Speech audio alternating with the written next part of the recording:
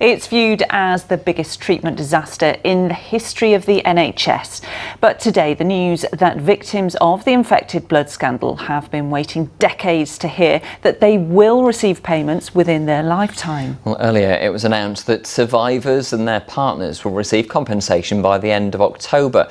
But it's bittersweet news for many of the families of the 5,000 people infected, because not everyone will qualify. Helen Steele reports. Mel Mckay takes in the news she's campaigned for decades.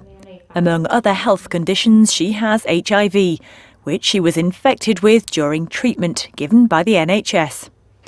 Today, the government announced that victims like Mel from Bridlington will be compensated within a few weeks before a public inquiry into the scandal concludes. You cannot in a million years weigh money on your health when it's taken away your dreams, your aspirations. But the main thing is, finally, we started to get recognition of what's happened. But she says while the headline is good, the devil is in the detail. Only partners of victims who've died or survivors themselves will be compensated £100,000 each. That means other relatives, like children of those who've died, won't receive anything.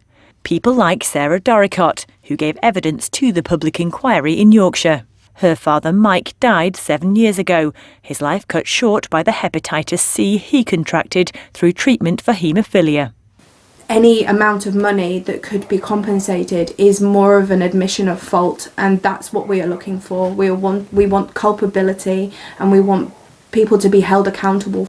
At least 2,400 people have died as a result of the scandal, where the blood product factor VIII was sourced from high-risk donors like prisoners and drug addicts. And since the inquiry began 5 years ago, almost 420 victims have died.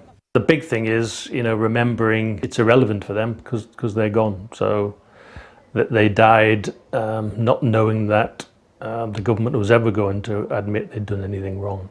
But the government says it has acted swiftly. These are interim payments as we move towards the conclusions of the inquiry next year. But we felt the need to move very quickly. This is a profound scandal which has had a huge impact on far too many people. But according to campaigners, there's still far too many people who will not see the compensation they deserve.